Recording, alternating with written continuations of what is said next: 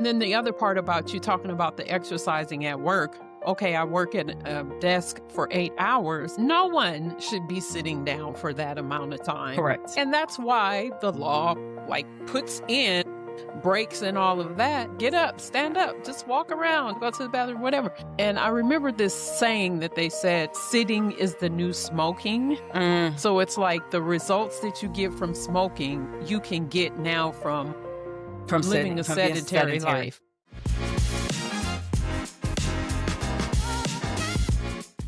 Greetings and welcome to the Elevated Flo Podcast. I'm your host, Coach Flo, aka the Black Rowing Queen. The Elevated Flo Podcast spotlights elite and everyday female athletes, mostly over 40, sharing how they elevate their game and their flow in sports, wellness, and life. These are powerful stories of strength, resilience, wisdom, and inspiration to help women stay active, age strong, and pass the torch to the next generation. Today, I have a very special guest with me. Please help me welcome Ms. Anna Jackson to the Elevated Flo Podcast. Hey, thank you so much for having me on. It's such a pleasure. Thank you for agreeing to come on. I'm so excited about our conversation, so let me give you a formal introduction. Coach Anna Jackson is a health and weight loss coach specializing in helping Black moms reclaim their bodies and energy through sustainable weight loss and nervous system regulation. She empowers women to break free from diet culture, manage stress, and build habits that last so they can feel confident, energized, and in control of their health. As the founder of the Baddie Body Project, Coach Anna combines metabolism boosting strategies with mindset and lifestyle coaching to deliver real results that last. Welcome to the podcast.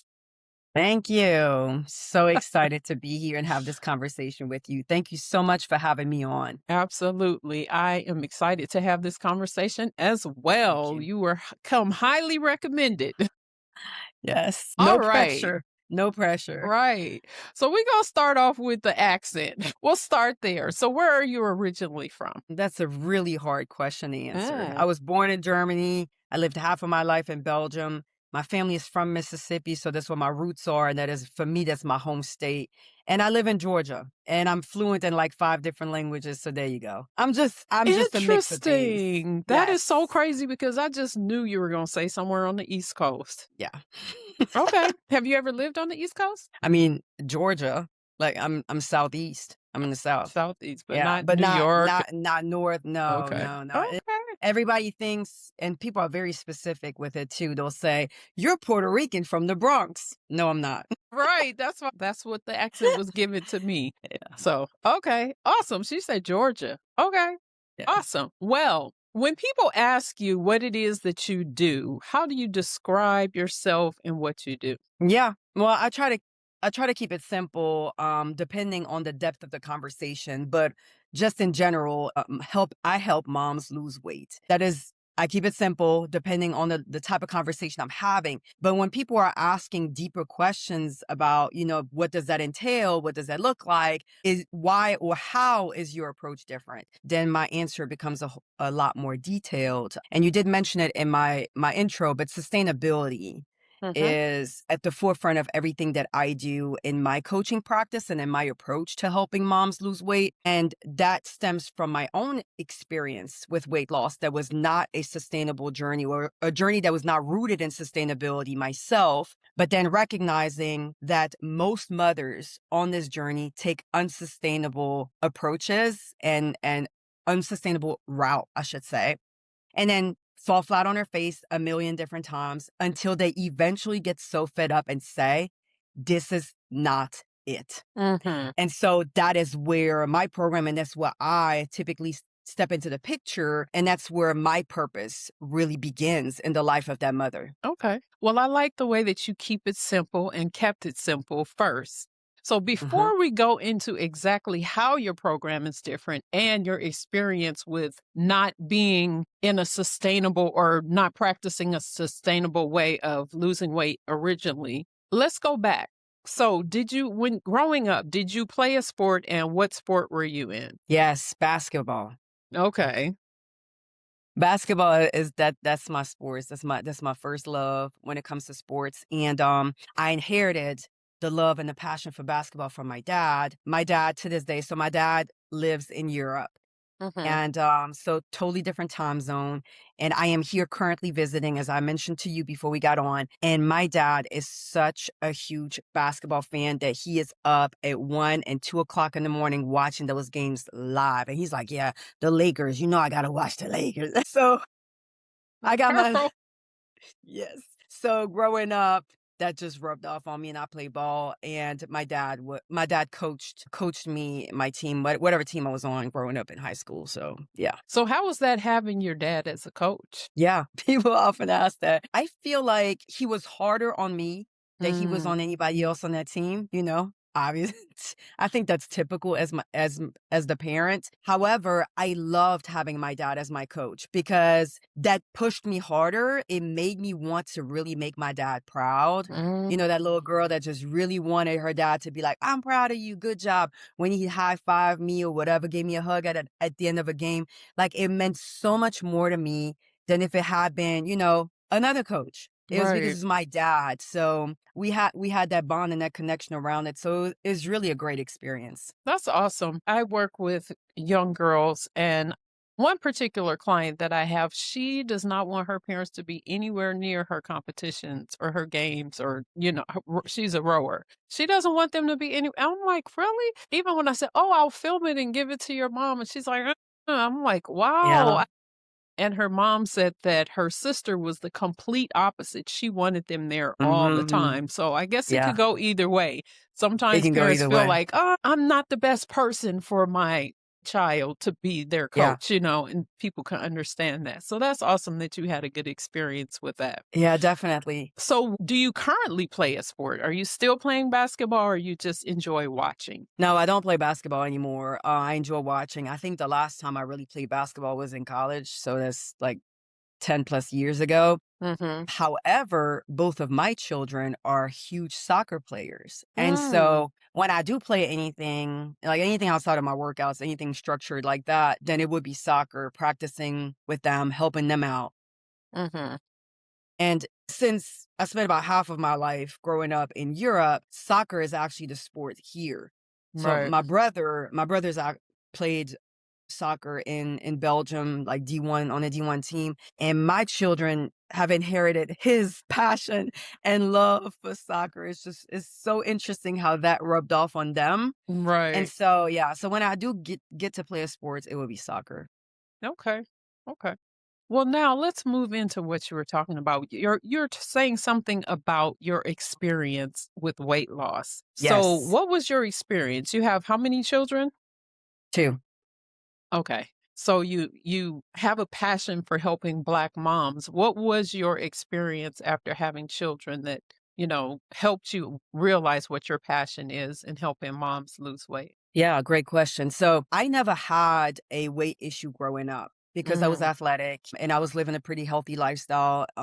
So I really didn't have issues, and I kind of took that for granted, like I think most women do. And then when I got to college, I started to develop really unhealthy habits, like eating mm, late at night, fast food, junk food, all those things because I was no longer in my parents' house, and it was just the lack of structure. mhm, And I actually got pregnant at the end of my freshman year in college, which in itself was really difficult because that's not really how I planned my life or how I foresaw things, right? That's kind mhm, of how life is. And I was away from my parents, so my parents were still in Europe. And while my family is from Mississippi, very traditional, all the relatives that I had around me, because I went to college in Mississippi, they were very traditional, old school, would just eat, you're eating for two, just sit down somewhere because we want to make sure the baby's fine. Here's another plate. Go ahead. mm, So I gained, I mean, first pregnancy, I am young and just not aware of anything, really looking back, just clueless. And I'm just taking the advice of, the aunties and my great grandmother and whoever's around me. And I'm like, well, they're probably right. I mean, they know more than I do. And so I right. just ate and ate and ate. And I gained 65 pounds Oh, with my wow. Yeah, with my first child, and I'm 5'5", and I was well over 200 pounds by that time. Yes. After delivery, I was over 200 pounds. And so significant weight gain and very naive me because this is my first experience and I didn't really have anyone who was really guiding, mentoring me and talking to me about certain things. And that is also why I'm so passionate about helping Black moms because it's a community and a cultural issue that we experience. Yeah.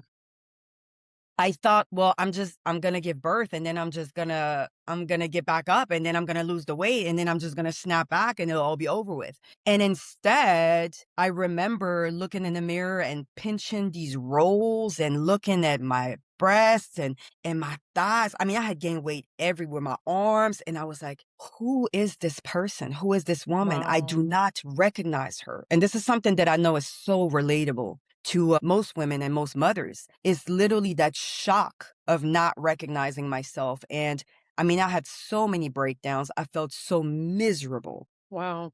and I was extremely depressed. And I went from being a social butterfly to isolated in my home. I wouldn't go anywhere. I was deathly afraid of being judged, people staring at Mm. me when I walked into rooms, and things of that nature. So yeah, I just really became isolated, very depressed. I was still in school because I would refuse to drop out despite the circumstances. I said, no, this is what I said I was going to do. I'm going to keep going and I'm just going to make it happen with the child. And But before you go on, what were you in Mhm. school for, and what were your plans Political science. post-graduation? Okay. Yeah, I went to school for political science. Obviously, again, life very much detoured. God detoured me a couple Mhm. times. But so yeah, I went to school for political science. And so I just continued on with my track and with my studies and all of that. And I was actually very focused. That is one thing that motherhood changed for me was I went from just being an average C student or so. I just didn't too much care to all of a Mm. sudden I was a straight A student and I was the best in everything and I was going Wow. hard. Yeah, Okay. I got my bachelor's in 2.5 years instead of 4 because while Wow. everybody else was going home during the summer and Christmas break and all of that, I was taking extra credits. Yeah, I was not Wow. playing. Okay. Right. I've heard a thing for that. So this kind of led me to the part of this weight loss journey that is so relatable to most moms, which is literally that fueled by desperation. Now it's Mm. like, I'm disgusting. I can't stand what I see in the mirror. I can't wear any of my clothes. I can't go anywhere like this. This is gross. I don't want to be touched. I don't want to be intimate anymore. I do not feel desirable. And my internal dialogue became extremely negative. Mm. And I was just spiraling slowly into deep depression, but I didn't have the support. I didn't have the knowledge. I didn't know what I was going through mentally either. And you add postpartum depression to all of this. Wow. Undiagnosed postpartum depression. I didn't have a clinical team that was supportive or anything like that. I was just really on my own. And so I started with what? Well, doing extreme cardio type of workouts in my living room, right? Mhm. Then I was like, well, that's not enough. The weight's has to come off like faster. But then it was, cleanses, weight loss Mm. pills, appetite suppressants. Then I started to develop a really toxic relationship with food, thinking, well, the problem is food. If I could just not eat, I'd be fine. If I just didn't love carbs, I'd be okay and I would lose this belly. And that's the dialogue that started to kind of creep in. And it very much affected my lifestyle and it became a very unhealthy one, which is ironic because we want to lose weight because we want to become healthier. But then Right. we're taking all these paths that are incredibly unhealthy and toxic and dangerous at the root. And so I did everything. Tybo, insanity, yeah, it was insanity in my living room. P90X. I mean, you name it, whatever. Uh, the slim fast shakes, the cabbage diet, Oh my hard goodness. hardwood, egg diet, water fast, Atkins, whatever. I did it all. So you were in school and doing all of this. Were you social? Did people know what you were going through? Or I know you said you didn't have a No, team, but did you have friends that you were talking to about what you were going through? no. I had friends. I had friends, really close friends too, but all of this was very much internal. So I didn't talk about my struggles. Okay. Yeah, and I remember convincing myself that this is probably just what motherhood feels like. Mm. So I didn't know that postpartum depression was a thing. I didn't know about mental health issues.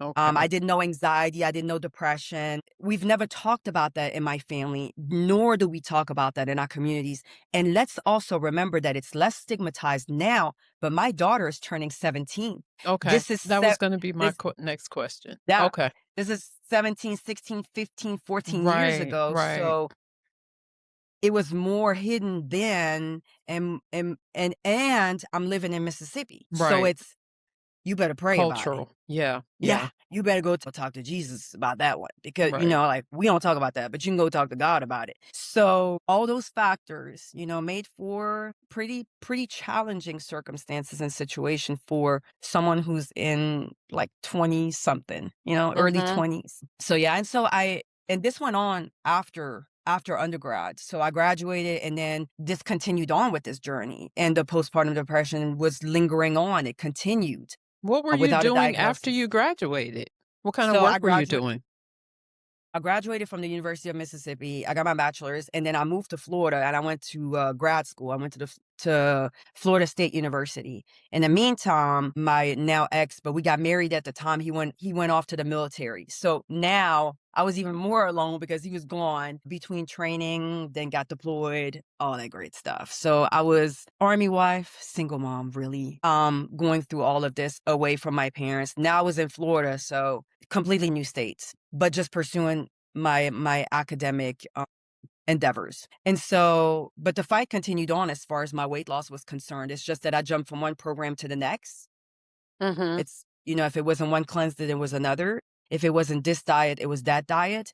And the cycle just continued to repeat itself. And I would always lose the same like 5, 10 pounds and then Mhm. regain 12, lose 20, regain 26, right? And it was really years of doing that before it kind of started to click that Mhm. there was definitely a connection between my mental health getting worse, more anxiety, more depression, more negative internal dialogue, more isolation, and just not feeling like myself. And the fact that I was bashing myself emotionally, mentally all the time because I hated my body, but then also the approaches, the abuse with the exercise, over exercising to make up for what I would eat, the abuse, the punishment with, well, you're not going to eat because yesterday you ate a slice of cheesecake. So today you're just not eating. Right. Mhm. And I started to kind of connect the dots and realize this is not sustainable. This is not healthy, but also something is wrong with me mentally. And Mm. yeah, and by the time that I really recognized that something was wrong with me mentally, by then I was clinically severely depressed. And the anxiety was so bad that I couldn't even leave the house. So I ended up in the emergency room and I literally told them, like, I'm crazy. I've lost my mind. I don't know what's wrong with me, but I can't go home. And, Wow. uh, and that is kind of when my journey started in terms of like being thoroughly educated of what Mhm. was postpartum depression. Yes, that can linger on for many years if it's not diagnosed or treated. What does this clinical depression, what does that look like? Because I had all kinds of physical symptoms and I didn't know they were related to my mental health. What is anxiety, etc. And then I just really, really educated myself, started going to therapy, and got put on psych meds, which I am forever grateful for. And the people that were close enough around me told me, don't do that. Don't take the Yeah. medication. And this is Mhm. why I'm firm about telling, especially this piece of my story to anyone who will listen, is there comes a time on this journey where the medications have the potential to save your life, have the Mm. potential to give you your life back, because I was literally starting to feel dead inside. Mm. Okay. So I want to stop you right there really quickly because you said that you were in graduate school when this happened. What kind of help did you get when you were in the emergency room? Did they keep you? Like what? I know that you said that you started making that connection between what was going Yeah, on.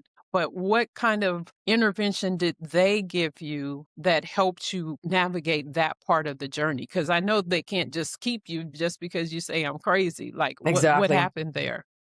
Yeah, so actually, I started to make the connection. And what happened is that I was going to the doctor more frequently. And I went to the emergency room a couple of times before because I felt dizzy, lightheaded, very, very weak. I couldn't get out of bed, so fatigued. And I was like, I mean, by that point, I'm like late 20s or something or hitting 30. And that's not normal. I'm healthy.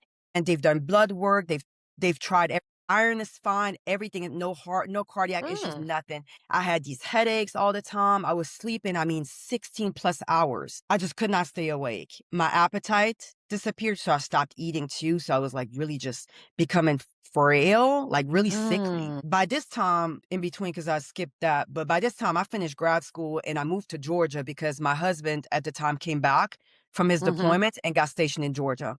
So we're in Georgia now, and I'm continuing on with all these symptoms, but they're getting worse, and I keep going back to the doctor. And eventually, I'm a believer. So I believe that, eventually I started to get some answers, but from God. It was coming from up above. It was like, no, no, it's not your physical, it's your mental. Like Mm. that's what kept coming up for me is like, it's not your body, it's your head. It's not your body, it's your head. But the doctors didn't see that. So I started doing research. What could that be? Like, what could the connection be between these physical symptoms and the mental piece? And all Mm. of a sudden, it just clicked because everything I was seeing on the internet at the time was clinical depression, clinical depression, clinical depression, clinical depression, anxiety. And I was like, that is why my heart is racing like that. And I can't make it past Mm. the front door.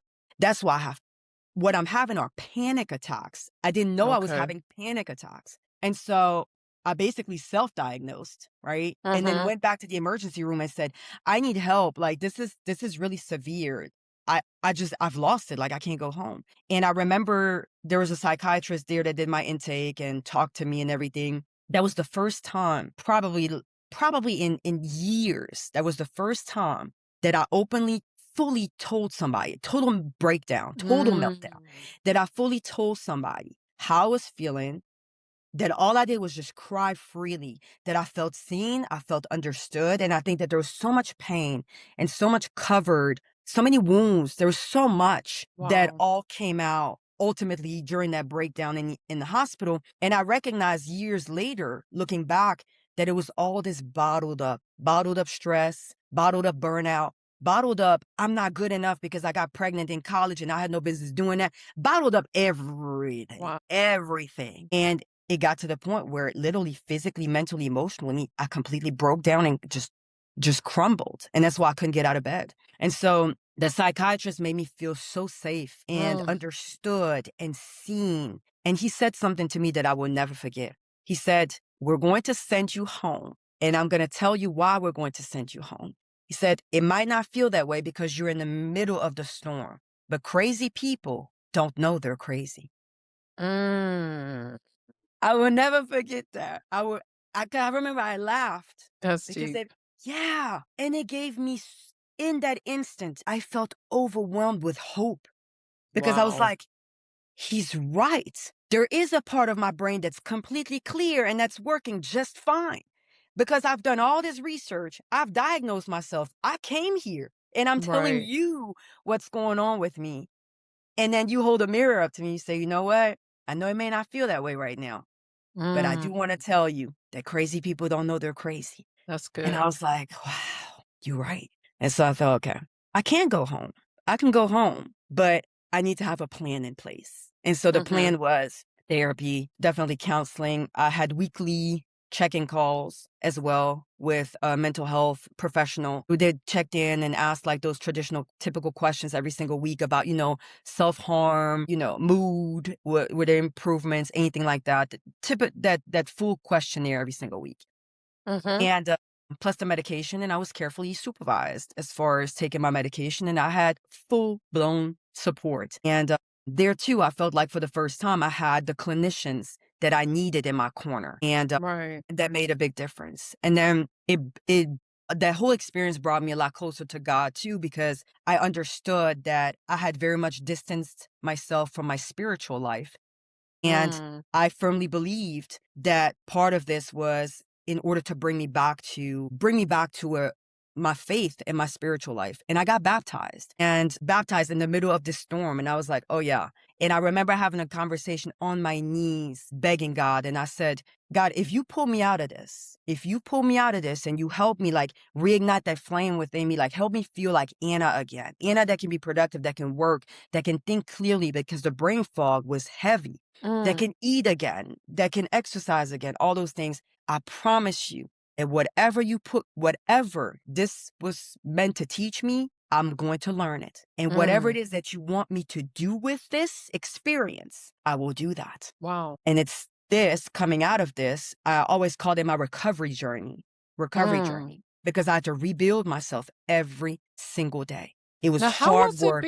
how was it being, I'm sorry about that. How was it being a mother? Like, how, I know that you, like, did what you could to graduate early because you were pregnant and you wanted to focus on being a mother. What was it like being a mother, and how did all of this affect your children at the time? So I only had my daughter at the time. Only had my Okay. daughter at the time. And so she was little, and it was hard. It was hard keeping it together, but I was able to do just Mm. the bare minimum to make sure that I was, a mom. So I was still Okay. functional when it came to that, but I couldn't work anymore. Mm. I was literally disabled. Like I couldn't work because mentally I was so disabled mentally, and it had so many Mhm. physical symptoms that I couldn't be out the bed for more than maybe 30 minutes to an hour at a time because I had no energy. So I don't know if she remembers those days, and I probably need to have that conversation with her, but she was little, thank God. She was little, and I don't know how much of that she remembers. I don't think she remembers much of it. Okay. And then when my husband came back, he was like the hands-on active. He was more hands-on and more active. And I think that for my daughter, it was very much she understood mom is not feeling good because I was only in the bed. So mom is not okay. Mom is not feeling good. Wow. But I do remember spending a lot of time with her at home and reading stories to her at night and things like that, being very affectionate. And she is the only thing when I really, it really got dark, when the thoughts Mhm. became very dark, she is the reason why I said I need to go get help Right. because what if I'm not there for her when she needs me, things Right. like that. And that's what made it very clear that I have somebody to live for at the end of the Right. day, and I need to get it together with whatever help I need so I can show up for her. Wow.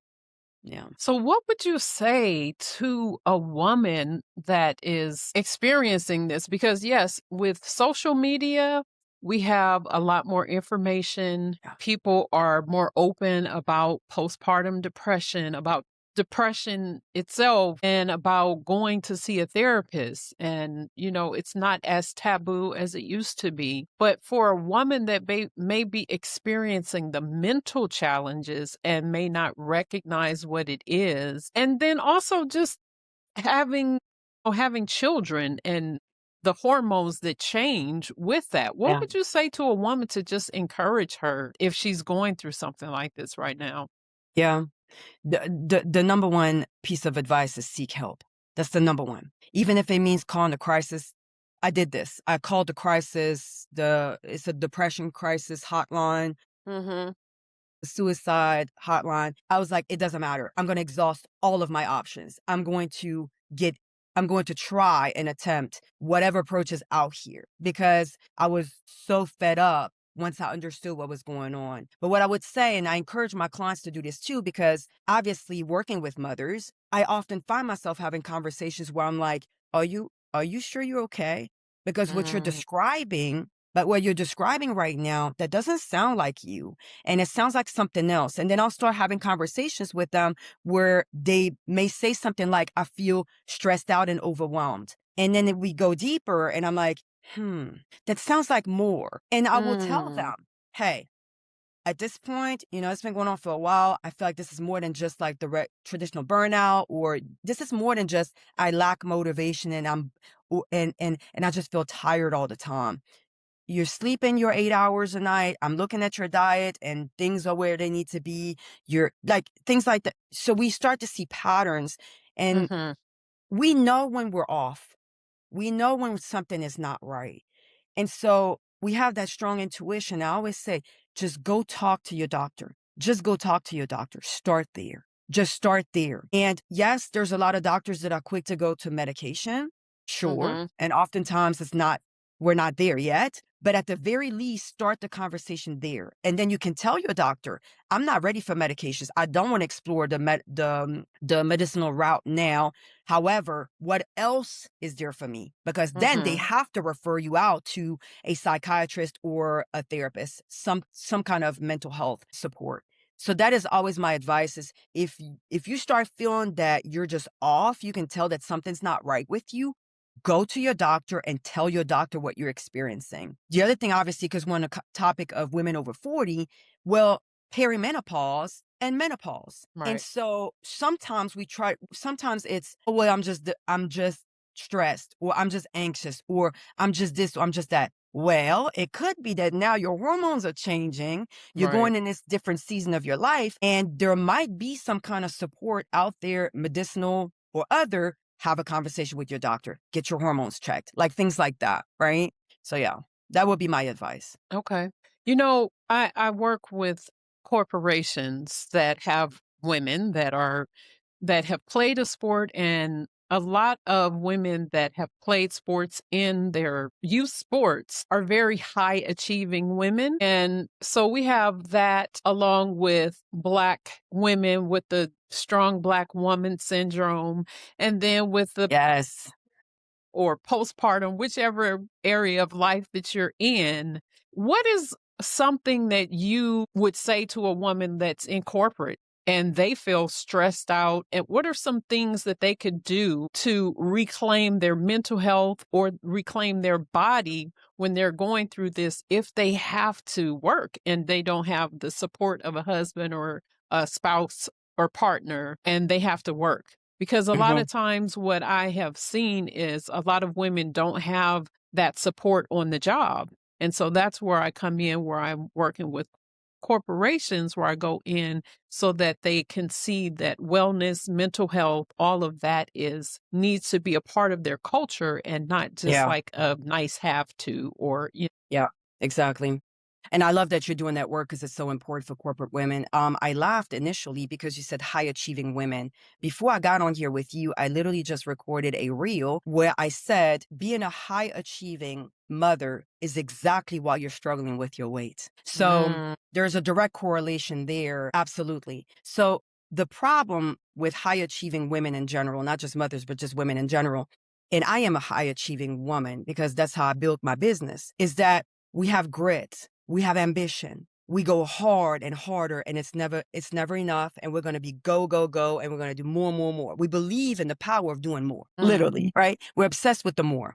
The problem that works to move up the corporate ladder, it works right. to build a 6 and 7 figure business. It works to get through college in 2.5 years. It works to get through grad school while you're raising your child and you're clinically depressed. Yeah, all it works, right? But when it comes to our health, our wellness, and weight loss and fitness journey, that does not work. And so, If you're leading high performers and wondering why they burn out, disengage, or plateau, this is for you. Former athletes and high achievers don't struggle because they lack drive or discipline. They struggle because the supportive systems that once supported them and fueled their growth are gone. I partner with organizations that want more than output. They want thriving leaders, retention, and sustainable performance. Because true wellness and growth aren't perks, they're fundamental. If you're ready to build a culture that supports the whole person at work and beyond, let's talk. Click the link in the description to explore how we can partner to prioritize workplace wellness. Now, let's get back to the episode. that's what is so challenging and so difficult for most of us because we're wired that way. And then you add the black superwoman cape and the black superwoman syndrome on top of that. It's another layer for black women. There is the idea that I can't rest because if I rest, I'm lazy. I have to Hmm. save my entire community. I have to show up for everybody in my village 24/7. I will like the guilt, the mommy guilt, the guilt of the African American community. All of those things are added on to the fact that we are high achieving. But Right. the reality on the health, weight loss, and fitness journey and the hard shift and reframe that we need to make is actually realizing that your health and your weight and your wellness is dependent on micro habits, not on I got to go big or go home. Right. Right. Right. And that is the biggest thing that I teach my clients and that I convey in terms of messaging in my content, because I'm very present online too, is that if you just learned to drink to order a 20-ounce cup of water at Starbucks, like the venti cup of water at Starbucks, every single morning when you go get your skinny vanilla latte, if you just ask for that venti cup of water every single morning, do you know that just that 365 days of you drinking 20 ounces more of water than you did before changes the course and the trajectory of your health, right? So it's the micro habits. But because we're so wired to say, well, I got to work harder. I got to work 24/7. Well, I can't sleep. I'm not going to make money in my sleep. I mean, like, right? Right. So we approach the wellness, the weight loss, and the fitness with the same attitude and the same mentality. I have to go to the gym. And when I go to the gym, I have to take 3 Zumba classes. If I'm not Mm. taking 3 Zumba classes, then it's not effective. Right, right, And right. actually, when it comes to this journey, this is the journey where God is like, here you chill and Mm. breathe. Here you breathe. Here is the power of the breath, right? And I talk about nervous system regulation, and where actually less becomes more. Right, right, Yeah. right.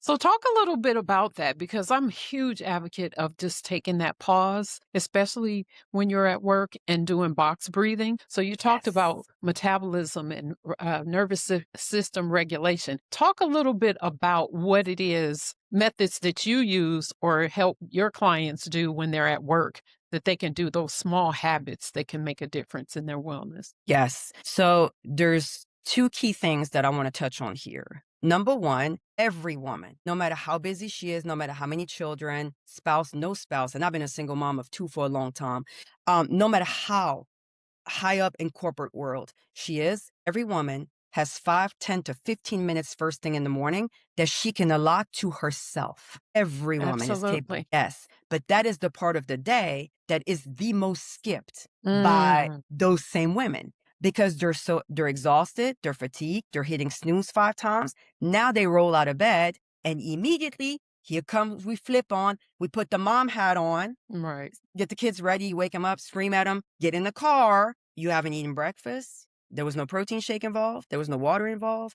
There was no positive internal dialogue involved. There was no breath work involved. It's just got up and go straight into like autopilot. So right. the biggest thing that I teach the women that I work with when it comes to nervous system regulation is those first 5, 10 to 15 minutes of your day when you open up your eyes. Those are the most important minutes of your entire day when it comes to what ultimately is going to either serve or do a disservice to your metabolism, your metabolic Yeah. health. So those first couple of minutes ought to be dedicated to peace, quiet, not the phone, responding to the emails, going straight to TikTok and being bombarded by the wars and the negativity and the ignorance and whatever else comes with that. So it's waking up first thing in the morning. And as soon as you open up your eyes, it's focusing on the breath because your breath is life. Yes. The breath is literally, it's literally life. And the more we breathe, the more we're living, the more we get to and get out of life. So the deep belly breaths first thing in the morning are the most important thing and the greatest gift that you can give your body as a high achieving woman.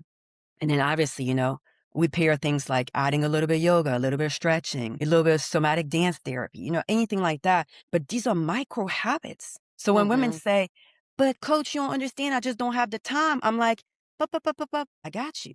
Right. All we need is 5 minutes over here. We need Right. 5 minutes over there, right?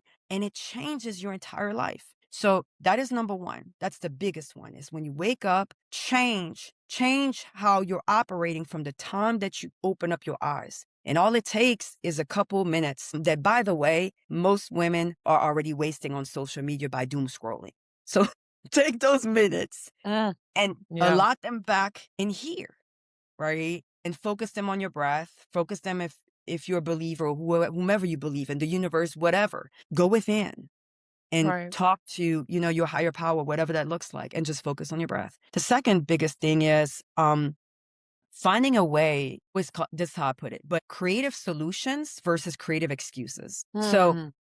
we're very creative with our excuses. But you don't understand. I work 8 hours at a desk. I don't move. Well, you could have some light dumbbells at your desk. You could have a resistance band around your legs while you're sitting at your desk and doing exercises underneath your desk. Nobody would ever even know. And I literally have clients in cubicles in all kinds of settings who are moving their body in Right. creative ways They're on the clock. They're getting their work done. We're not taking away from that. Imagine 60 seconds every hour at work Right. Right. Right. of you Right. doing 10 squats, of you doing 10 shoulder presses, of you working with your resistance band underneath your desk, right? So that to me is the second most important thing for those women that you're describing who don't have the time, who are overwhelmed and who are stressed. And you know what? I want to point out something that you said, those micro habits, because you're saying, take 5 minutes, 5, 10, 15 minutes. And people that say they high achievers or people that just feel like, oh, I don't have the time. But like you just said, when you add those little bit of minutes over time, it can equal a lot. If you're doing 5 minutes in the morning, five Yeah. minutes in the afternoon, 5 minutes in the evening, that's 15 minutes. Yeah. It's like a lot of times women feel like they have to do it all at one time. Oh, I don't have an hour to work Exactly. out. Well, if you can Exactly. work out 5 minutes in the You morning, can work. 5 minutes in the Yes. after walk or whatever, and that there it may and then the other part about you talking about the exercising at work. Okay, I work at a desk for 8 hours. No one should be sitting down for that amount of time. Correct. And that's why the law puts in breaks and all of that. So you have to, even if you have to I told you before we got on, I put a timer on for everything. Mm, If you have to put a timer on and say, okay, people have exactly. these watches now that say, oh, you've been Yeah. sitting too long, get up, stand Yeah. up, just walk around, sit back down, go to the bathroom, whatever. And I remember this saying that they said, it's been popular for a couple of years now, but they say, sitting is the new smoking. Mm, So it's like the results that you get from smoking, you can get now from living a from being sedentary sedentary. life. Yes. So, yes, that's really important. Okay. So, were you going on to number 3? You said that 1, 2, the Yeah, next no, thing I for was. this high achieving women. Yeah, those were the if I had to narrow it down, those would be the 2 biggest ones. Okay. I can certainly add a third one because speaking of micro habits, a third one that Mhm. is such a game changer and overlooked is when we speak of nutrition. It's the same Mhm. concepts. These are the same women that will say, "Oh, but I don't have time to meal prep and overhaul my whole, lifestyle, and that means that I can't." If you just added more protein to your lunch, it will be a game changer. If you just added 12 or so grams of fiber to your daily diet, it would be a game changer. You wouldn't have cholesterol issues. Your blood pressure would be lower. Your A1C would be coming down because most women are averaging about 10 grams of fiber per day. If you just add another 12 or 15, which you break down with your meals and your snacks, game changer. So that's another micro habit that I teach my clients. It's you can eat the pancake and the whatever it is that you're eating, but drink a protein shake with it. Now you got 30 grams of protein. That's it, Right. right? You can eat your Caesar salad for lunch. Great, do that if you want to, but add avocado to it. Now you got the fiber that you're missing. Eat the And the Caesar salad, healthy fats. Right. Right. Right. Yeah. Eat the spaghetti and meatballs with your kids at night. Perfectly fine, but add 2 servings of broccoli. It's the micro habits. Right. So tell me what this Baddie Body Project is. Yes, yes. So this is the my signature weight loss coaching program that I founded 6 years ago. And Okay. so that is based on, my expertise as a nutritionist, as a personal trainer, as a weight loss coach, but then also the experience Mhm. that I've had and what I wanted to make sure that I would package and put together for the sake of other moms on this journey of all the things that I didn't have, the support that I Mm. didn't have, the accountability that I didn't have, the guide, the person that spoke life into me when I needed it. So those women inside of the Baddie Body Project, they're getting all of that. And it's an extremely customized approach. So I am very anti cookie cutter. I don't believe in one size fits all. So each woman who comes inside the Baddie Body Project has a different program created and designed for her every step of the way. So Okay. that means as far as Excuse me. nutrition is concerned, hey, this is exactly what you're missing in your everyday life as far as nutrition goes. But you don't eat red meat, you're allergic to this, and you're lactose intolerant. So this is what it would look like for you to eat more of whatever you're missing. Same with the workouts. So we design workout programs that are highly customized to each client, which means that, some of them they have back issues, knee issues, which is really common, limitations, injuries that they never really fully recovered from, or even joint replacements. We have a lot of Mhm. clients like that. And so the reality is that no, that should not stop you from being active. It shouldn't stop you from reaching your Right. goals. You deserve to feel strong and healthy, etc. But how do we get you to exercise and do the right things around those limitations, right? Mhm. So that you get to your goals. And so that's what we do inside the Baddie Body Project, highly customized. And we very much work on the mindset every step of the way because it's a huge piece of it, along with the breath work. Some of my clients, I even integrate EFT, so the tapping for stress management. Yeah. So Mm. we do a lot of that as well. So it's a more holistic approach to weight loss. And most of the women that come to me and get inside the Baddie Body Project, they've either done trainers, so done the fitness component or the gyms or boot camps or whatever, or they've done the nutrition. So work with a dietitian, work with a nutritionist, done 50,000 different diets or GLP-1s, but they've never had an Those mhm. approach. They've never had an approach that encompasses and bridges the gap where it's like, this is what you should be doing based on who you are nutritionally, but this is also what we need to pair with it, looking at your body, your schedule, your lifestyle. Are you in perimenopause, menopause, or are you not at all? Are you 25? Right, right, right. It dictates the types of workouts that you should be doing.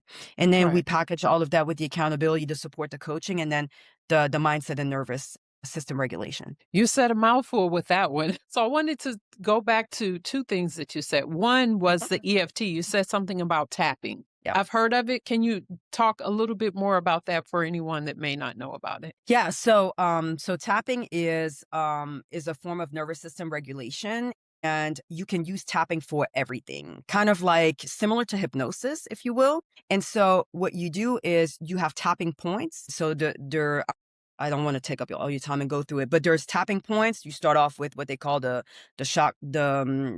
chakra point here. And so you tap on the side and you talk at the same time. And then you go through your energy points like on your heads, and then your temple is one of them, under your nose, etc.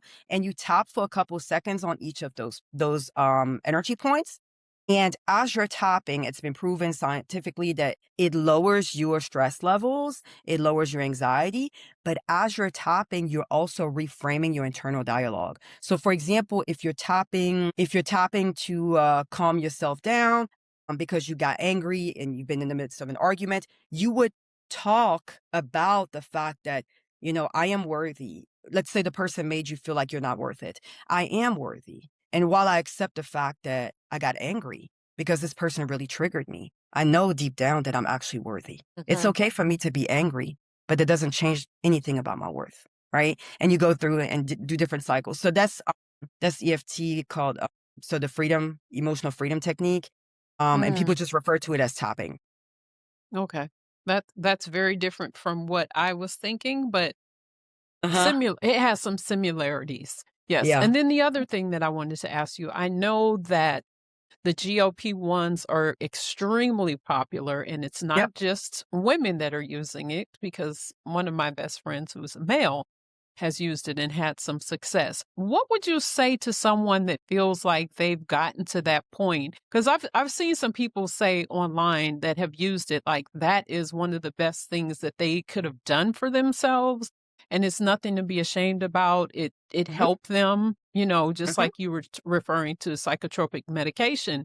Yep. Sometimes you may need that to Correct. jumpstart whatever it is that you are having Yes. challenges with when it comes to weight loss. What would you say to someone that is still on that yo-yo dieting cycle and they just, have gotten to the point where they say, is this kind of cheating, if you will, to do this GLP-1, and what kind of thought process would you suggest they go through to just look at it as a way to help them? Yeah, great question.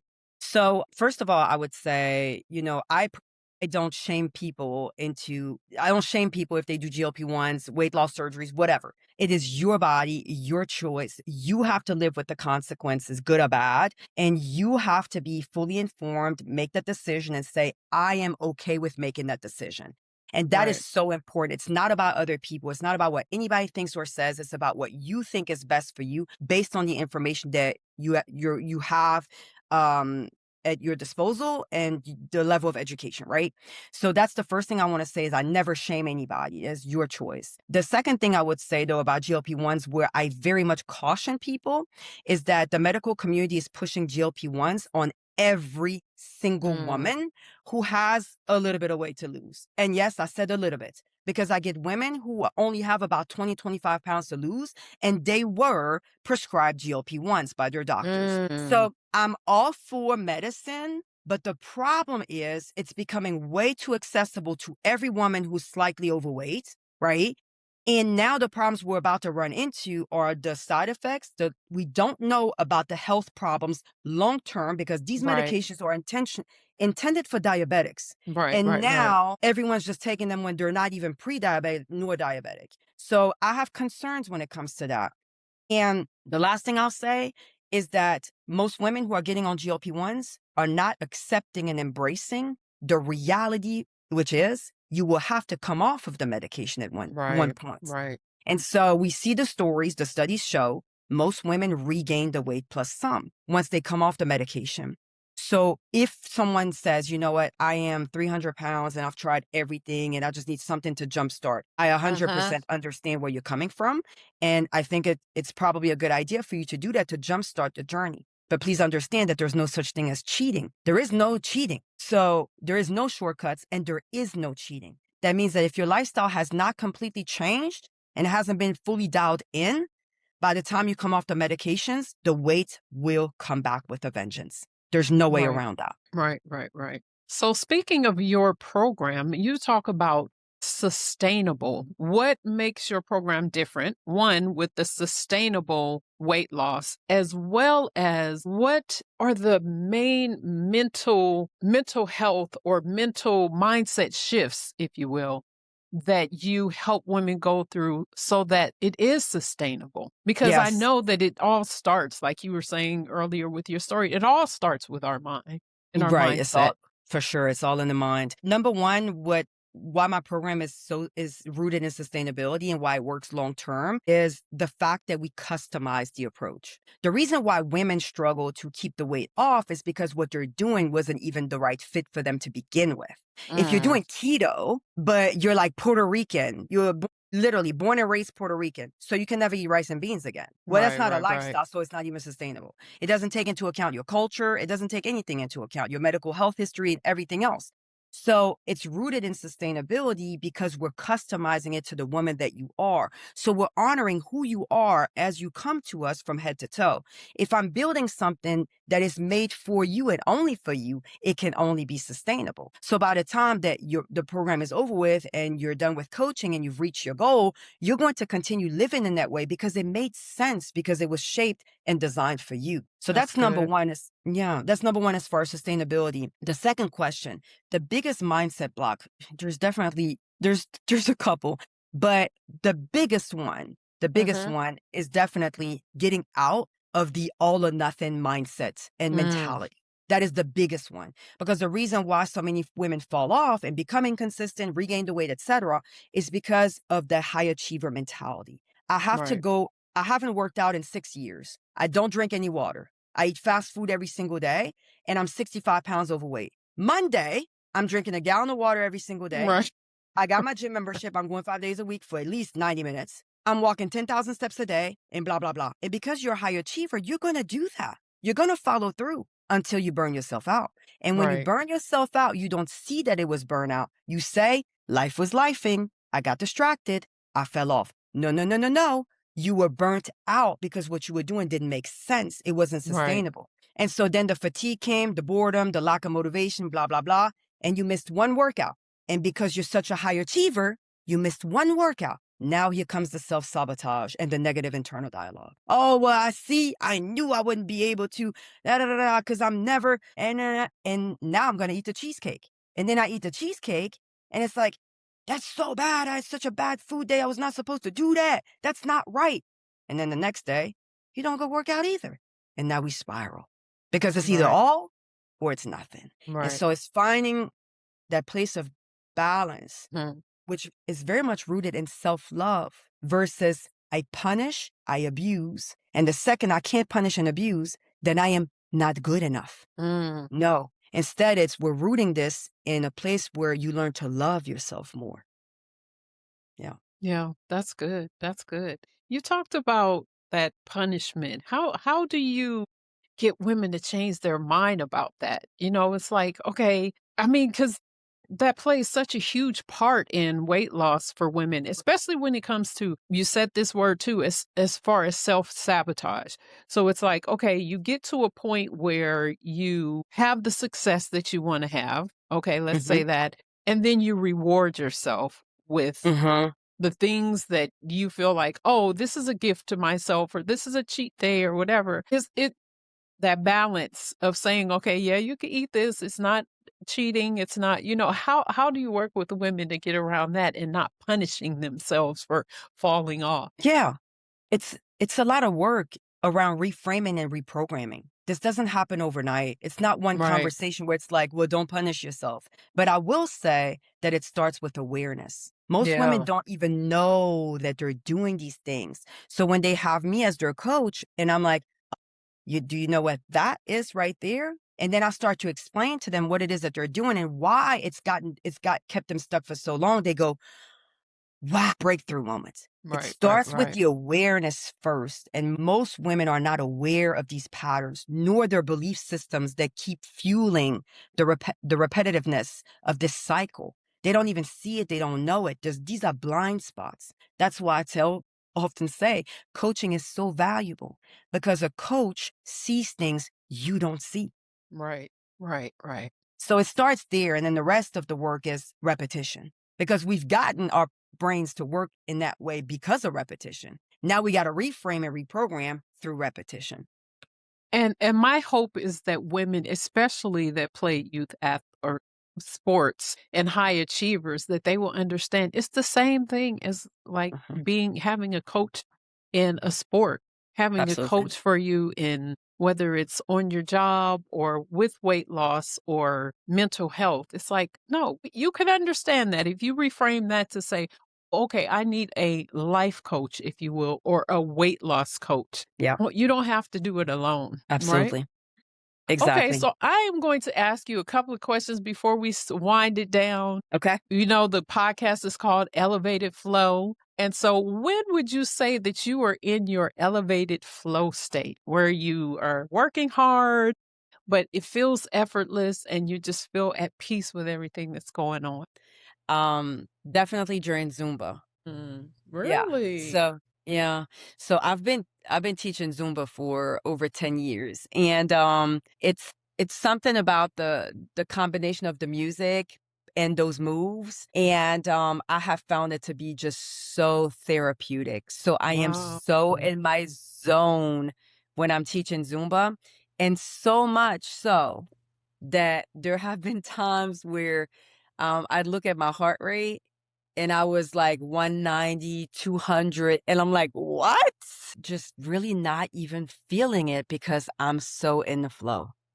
Wow. Yeah. That's pretty powerful. But you know what? You seem like you have a lot of energy anyway. So on top of the Zumba, even though you're sitting still or whatever, just your voice and everything about you is very energetic. Thank you. Yes, Thank yes, I you. love that. So what role would you say the strength training plays in weight loss for women, and how and your own fitness journey? Yeah. Actually, I always tell women that it's the most important piece when it Mm. comes to exercise. It's actually not the cardio, it's not the walking and all the other stuff. The priority literally needs to be, how can I build more muscle tissue? That literally needs to be, if you want to focus on anything, that needs to be the focus right there. Not how many calories can I burn during this workout? How many minutes can I make it survive on the Stairmaster? No, that actually should not be the focus. It's number one is, how can I build more muscle on my body? That needs to be the priority. I love that. I absolutely agree, love it, and please tell my audience why. What does all Yes. that good old lean muscle do for you? Oh my gosh, it does Especially so for many women things. after over 40.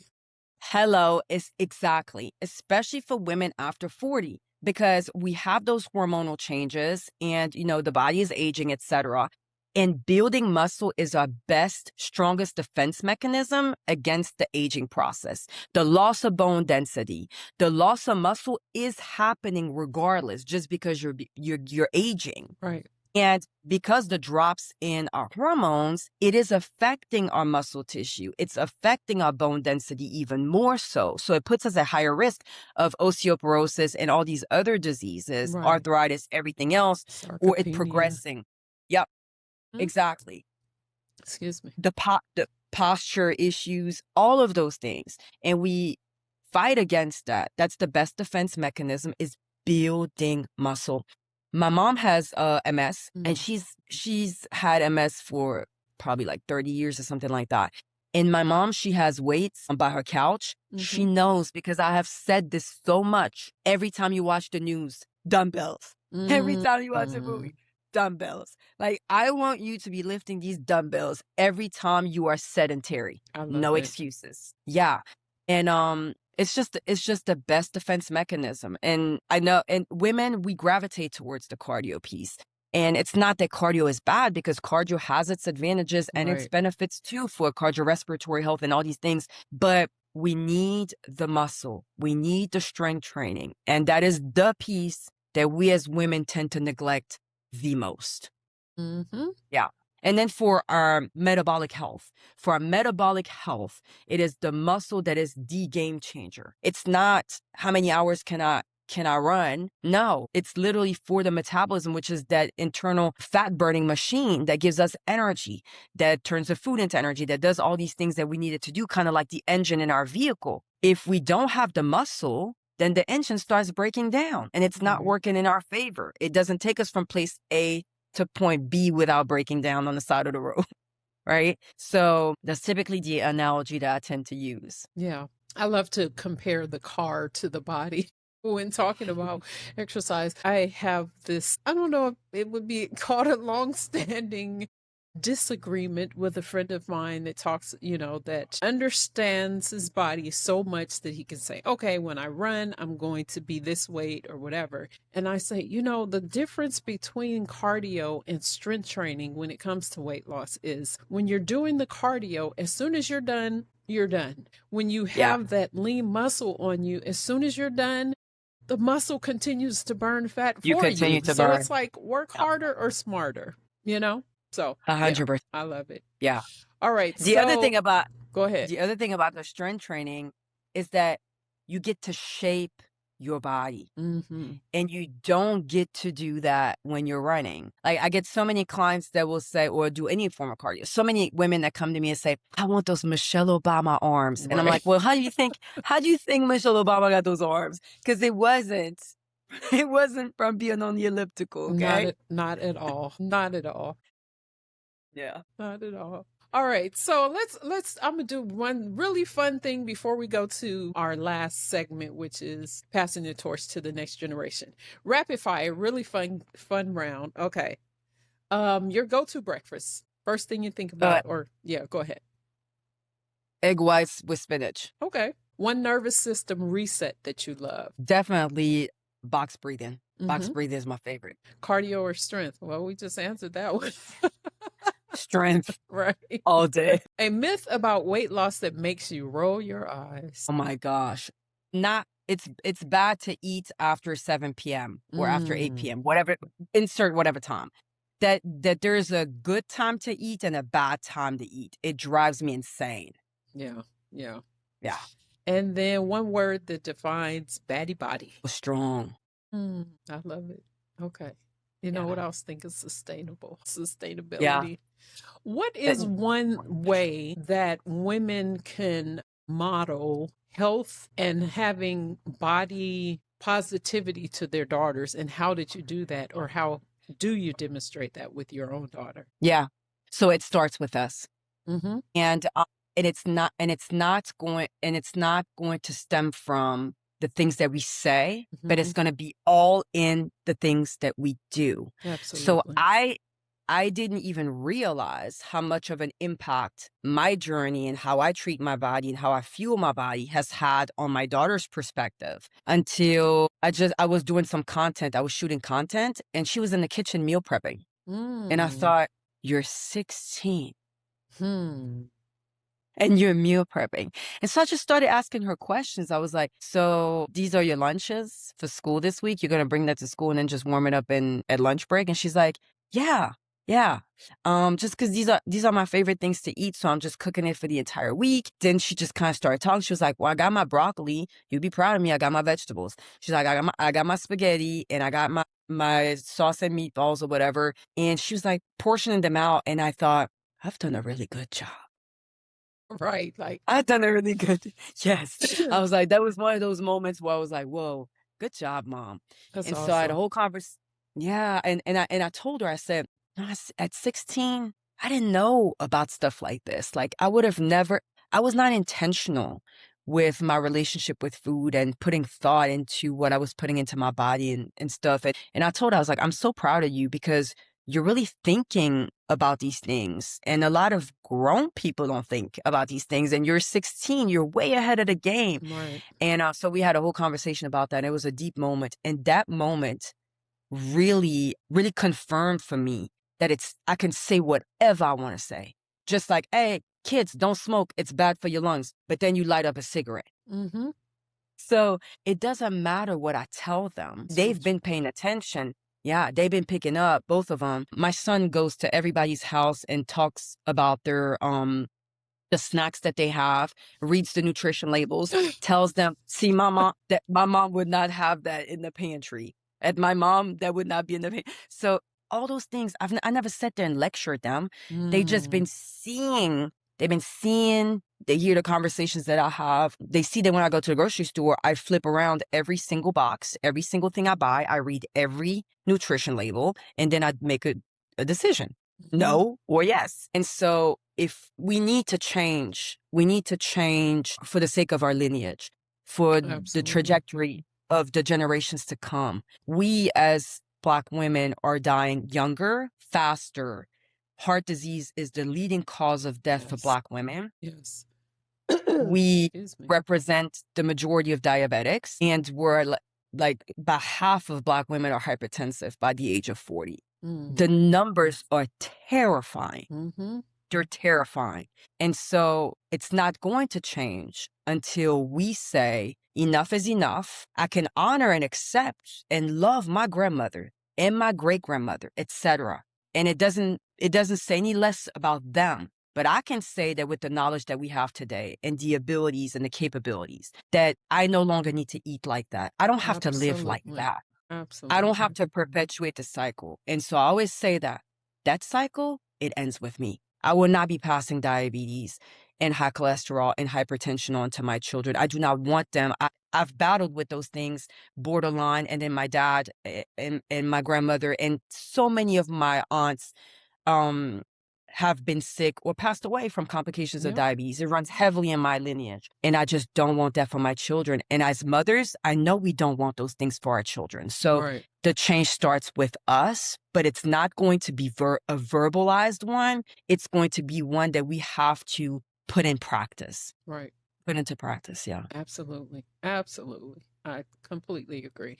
And with Yeah. that, that's a nice segue to our last segment, which is passing the torch to the next generation. I think you Yes. already passed it with what you just said. You know, I did a video where I was talking about how it was during the holidays, talking about how to change the traditions in your family, because there are healthy ways that you can fix food and still honor the tradition that you had. And so one of the ways that I did Yes. it with my family is like, okay, well, we're going to have a vegan potluck once a month. And this was back in 2018, but every first Sunday or third Sunday, we had a vegan potluck at my house, and we're like, okay, everybody bring a vegan dish. So it's like there's ways, because I talk about this a lot, where I didn't realize that type 2 diabetes wasn't genetic, and the reason that they say it's in your family is because more than likely you're going to eat the same way that you ate Because the in your habits are family. So I'm like, inherited. wow, when I Yeah. first heard that, I'm like, oh, okay, so same here. I have aunts and uncles that have passed on from diabetes, and and the like. But I'm like, yeah, no, it stops with me. So I had that similar experience when I first got into fitness over 13 years ago. So I love that. So Hmm. passing to the torch to the next generation, though, what is a legacy that you're building through the work that you're doing that will pass the torch to the next generation? Sounds like you've already done a great job with your daughter, but with Baddie Body Project, what is a legacy that you're building? Yeah. So I think the legacy that I'm building is by helping other mothers change how they're living their lives. That's always my biggest motivation underneath of it all, is to know that the impact that I have on that mom then gets transferred down to her children. And my Absolutely. clients always tell me, you know, this has been such an incredible experience, but then also now my children, they say certain things, or I see my children change how they view or approach certain foods, or they'll say, Mom, we're so proud of you because we're seeing you lose weight and exercise, and like their faces are lighting up. So now we got moms out here who are like, man, my children are cheering for me. That's What awesome. kind of impact does that have on a child growing up? So I think that that's the legacy right there, is how many moms can I touch and can I have a positive, long-lasting impact on when it comes to change, helping them heal their relationship around food, helping them heal their relationship with their own bodies, helping them, regulate their nervous systems and Right. start their days differently, more intentionally, and with more filled with self-love. How can I do that and impact more moms? Because ultimately, that's the legacy right there, because that impact is going to be transferred down to their children, which then means we've broken a curse here. And Right. now Right. we have 7 generations later, they don't even know what we're talking about. Right? Right. They Right. don't even know the struggle of diabetes. That's Yeah. true. I That's love the that. I love that. yeah. Okay. Thank Well, you. as we close, before we close, where can people find you online? I know you said you're very active online. So, where can people find you Yes. online? And we'll make sure to put this information in the description of the video as well. Awesome. Yes. So on YouTube, you can find me on YouTube at Anna J Fit. You can find me on Instagram, on TikTok, and on Facebook. So I try to be everywhere at the same time. I love it. I love it.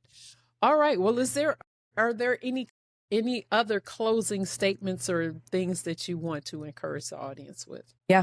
The most important thing that I want to say as we close out is, don't let anybody deter you or convince you that because of your age, you're Mm, somehow not capable anymore, that because of your age, that's not appropriate for you, that because you're a mother, well, you're not going to be 145 pounds anymore because that was before children. All these things that are thrown at us, this messaging all the time from all sources, and I don't think that people really mean harm, but these are deep-seated beliefs that right. as a mother, it's okay to be overweight and obese because you're a mom. But what if I don't want to be overweight or obese? What if I want to feel good in my body? Oh, but you're somebody's wife, so you don't need to be losing all that weight and tone and look good and be in the gym, because it's not like you're going to be out here looking for a man. All of those things get thrown at us all the time. And the most important thing I want to say here is listen to your internal desires, because they were Hmm. placed there and they were put there for a reason. Yeah. You're more than a mother. You're more than a wife. You're more than a servant. You're more than a nurse. You're more than all of those things at the end of the day. And we have the right. We have the right to feel good in our bodies. We have the right to Absolutely. carve out time to pour back into our own cups. And we deserve to feel good while we're also being super women. We Hmm. deserve to look good while we're making history. We deserve all of those things. Like, it's not one or the other. Right. It's, I can be a great mother, but I can also be a size 6 and toned, Right. right? So I think that's the most important message that I want to leave here with. And I love that. I love it. Thank you so much, Coach Anna, for being on the Elevated Flo podcast. So that's it for us today. Until next time, this is Coach Flo signing off. Remember to find your zone and elevate your flow. Peace. Yes. Thank you. Bye. 1, 2,